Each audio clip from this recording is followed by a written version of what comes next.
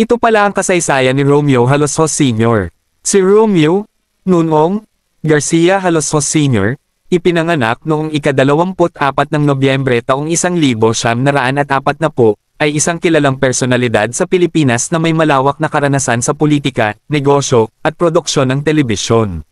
Nagsimula si Halosos sa larangan ng telebisyon bilang producer para sa mga istasyon ng ABC at ABS-CBN matapos ang pagsasara ng ABS-CBN noong 1972, itinatag niya ang Philippine Production Center, Inc. at dinala ang ilang programa mula sa ABS-CBN sa RBS-7.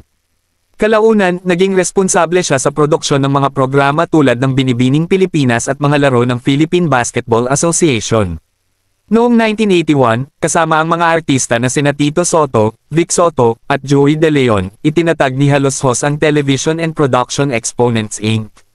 Tape Inc., na kilala sa paggawa ng matagal ng palabas sa telebisyon, ang Itbulaga.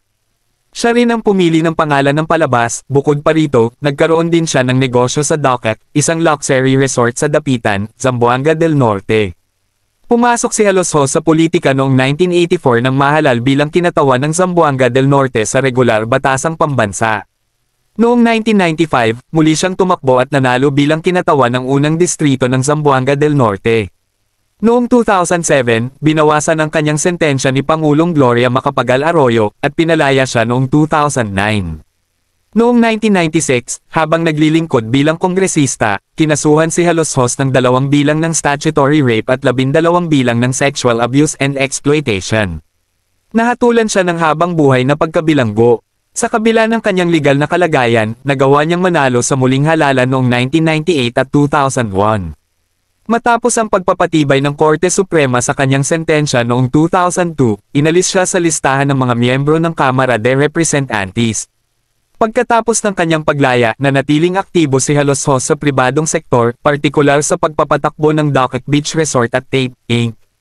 Noong 2025, hinatulan siya ng Korte Suprema ng Pandaraya at masamang pananampalataya. Noong Marso taong 2023, nagkaroon ng pagbabago sa pamamahala ng Tape, Inc. na nagresulta sa pag-alis ng mga host ng Itbulaga na sina Tito Soto, Vic Soto, at Joey De Leon, at paglipat nila sa TV5. Si Romeo Halosos Sr. ay isang kontrobersyal na personalidad sa Pilipinas na may malawak na impluwensya sa politika at negosyo, ngunit kinilala rin sa kanyang pagkakasangkot sa kaso ng panggagahasa at pagkabilanggo.